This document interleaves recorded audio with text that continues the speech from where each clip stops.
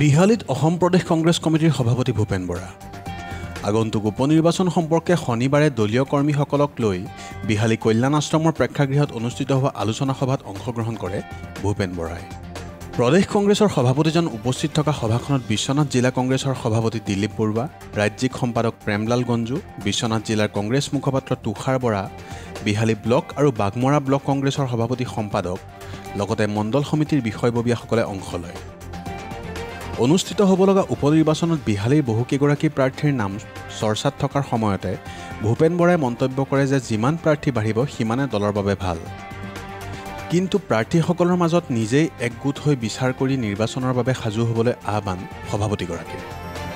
তেওঁ 30 জুনৰ ভিতৰত কংগ্ৰেছৰ কাৰ্যালয় মুকলি কৰিবৰ বাবে ব্যৱস্থা গ্ৰহণ কৰিবলৈ নিৰ্দেশ দিয়ে। ইয়াৰ পূৰ্বে শনিবাৰে পুৱা তেজপুৰত সংবাদকৰ্মীসকলৰ আগতো বিভিন্ন প্ৰশ্নৰ উত্তৰ দিয়ে প্ৰদেশ কংগ্ৰেছৰ সভাপতি বৰাই। 5জনকৈ বহিষ্কৃত বিধায়কৰ প্ৰসংগকে ধৰি AIDUFৰ ক্ষেত্ৰতো গুৰুত্বপূৰ্ণ মন্তব্য কৰে বৰাই। মই কৈছোঁ যে পঞ্চায়ত নিৰ্বাচনত এটা বিধানসভা সমষ্টিত অতি কমেও 200জন প্ৰাৰ্থী আমি বাছনি কৰিব লাগে। ৱাৰ্ড মেম্বাৰ, কাউন্সিলাৰ, জিলা পৰিষদ, এইবাৰ বাৰু প্ৰেচিডেণ্ট নহয়, গড়ে মিনিমাম 180-200জন প্ৰাৰ্থী আমি এটা সমষ্টিত বাছনি কৰিব লাগিব। সেইকাৰণে মই কৈছোঁ যে পঞ্চায়তৰ সমস্ত কৰ্তৃত্ব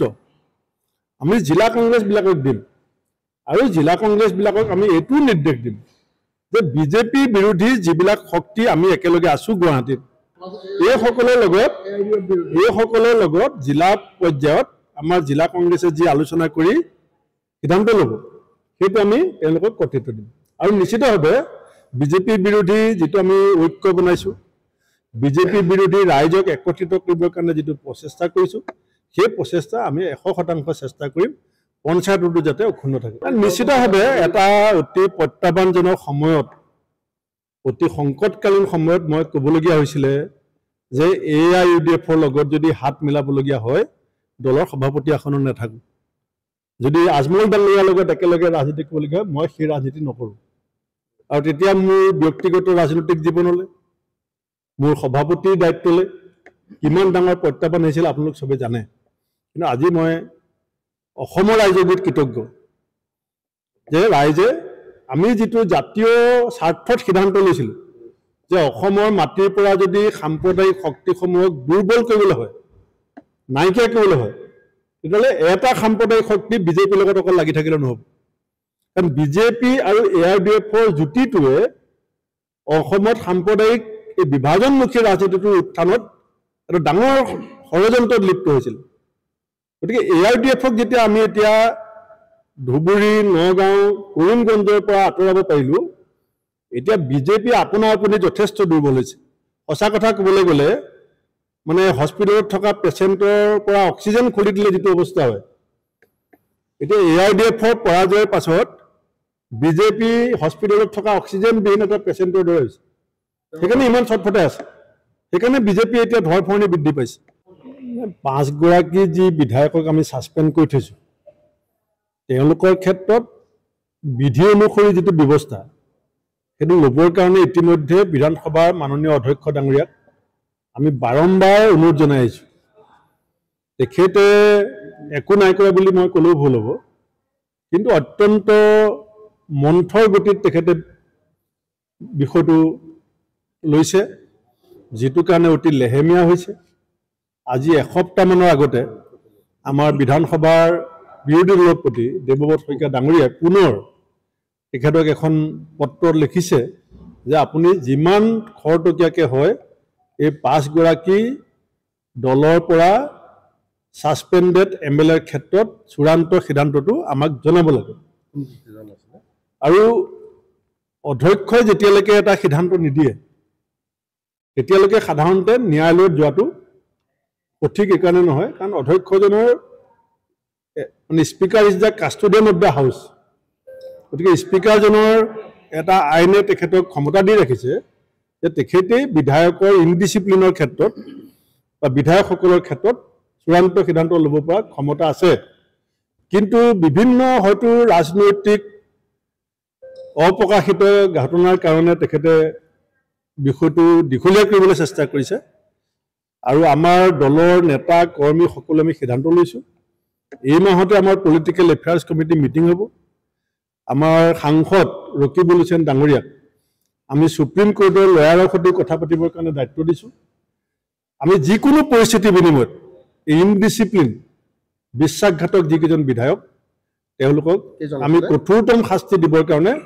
যিটো পৰিস্থিতি আমাৰ ফালৰ পৰা গঢ়িব লাগে এইটো আমি নিশ্চয় গঢ়িম 5জন বিধায়ক নাম জানেই সবে আৰু মই নামবিলাক লৈ থাকিব বিচাৰোঁ আমি ইণ্ডিয়া এলায়েন্সৰ ক্ষেত্ৰত আমাৰ যিটো খাৰ্গেছ ডাঙৰীয়া ৰাহুল গান্ধী ডাঙৰীয়াৰ সিদ্ধান্ত যে আমি একেলগে থাকিম একেলগে আমি যুঁজিছোঁ এতিয়া এনেকুৱা কোনো কথা অহা নাই যে আমি সেই মিত্ৰতাটো দুৰ্বল কৰিবলৈ আমি চেষ্টা কৰিম আমি এতিয়া অসমতো আপুনি যদি চাই কেৱল ধাৰৰ ওপৰত চৰকাৰ চলিব বিচাৰিছে কেৱল মদৰ টেক্স বঢ়াই পেলাই চৰকাৰ চলিব বিচাৰিছে কেৱল টুল গেটৰ পইচা লৈ পেলাই চৰকাৰ চলিব বিচাৰিছে যদি চৰকাৰৰ প্ৰতিটো সিদ্ধান্ত জনসাধাৰণৰ মূৰৰ ওপৰত ৰাম টাঙোন হৈ যায় তো বিৰোধী কেনেকৈ মনে মনে থাকিব আজি নেট পৰীক্ষাক লৈ পেলাই চৰকাৰে গোটেই ৰাষ্ট্ৰখনৰ ল'ৰা ছোৱালীবিলাকৰ ওপৰত যিটো সাংঘাতিক এটা মানসিক যন্ত্ৰণা দিছে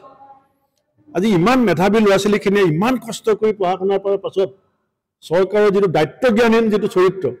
আজি চৰকাৰ মৌন আজি মুখ্যমন্ত্ৰী প্ৰধানমন্ত্ৰী সব মৌন এই উঠি অহা আমাৰ ভৱিষ্যতৰ জাতীয় সম্পদখিনিক লৈ যদি চৰকাৰে এটা সুৰক্ষা নিশ্চিত কৰিব নোৱাৰে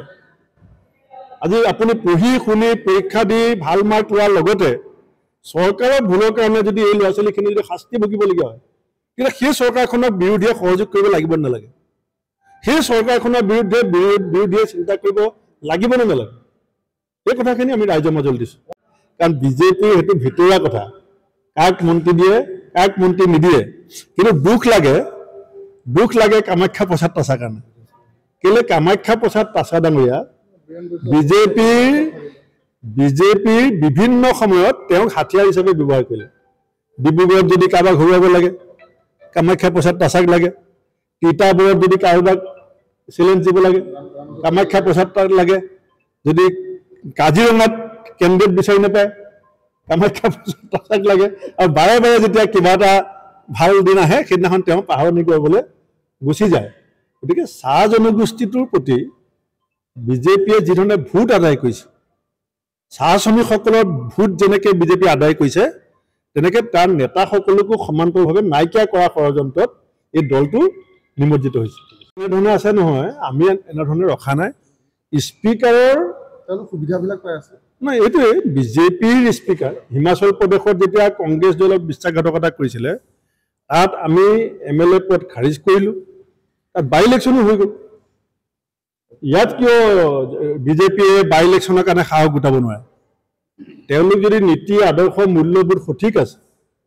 সমষ্টিবিলাকৰ ৰাইজ যদি আশ্বস্ত হৈ আছে বিজেপিৰ যদি জনপ্ৰিয়তা অক্ষুণ্ণ আছে 5টা সমষ্টিততো বাই ইলেকশ্যন হ'বই 10টাত পাতিলে যিটো ৰাইজৰ মনৰ কথা বিজেপিও বুজি পাব আমিও বুজি পাব বিশ্বনাথৰ পৰা ৰমেশ চন্দ্ৰ চৰেণৰ ৰিপৰ্ট মহাজাতি ইনটু 24 লাইভ